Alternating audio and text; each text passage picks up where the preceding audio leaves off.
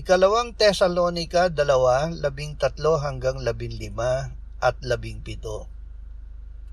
Kami ay dapat laging magpasalamat sa Diyos dahil sa inyo, mga kapatid na minamahal ng Panginoon, sapagkat hinirang kayo ng Diyos bilang unang bunga sa kaligtasan sa pamamagitan ng pagpapabanal ng Espiritu at pananampalataya sa katotohanan.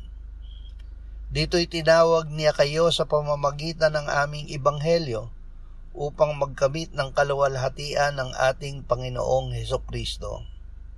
Ngayon, ang ating Panginoong Hesukristo mismo at ang Diyos na ating Ama na umibig sa atin at nagbigay ng walang hanggang kaaliwan at mabuting pag-asa sa pamamagitan ng biyaya, ang umaliw sa inyong mga puso at patibayin kayo sa bawat mabuting gawa at salita. Hinirang ng Diyos. Tayo na sumampalataya sa Panginoong Hesukristo ay hinirang ng Diyos na maging unang bunga sa kaligtasan at maging banal.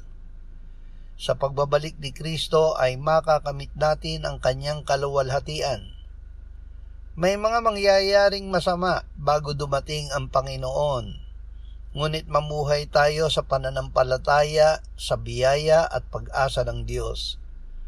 Ang Diyos ang aaliw at magbibigay sa atin ng lakas na makagawa ng bawat mabuting gawa at salita habang hinihintay natin ang pagbabalik ng Panginoong Hesukristo.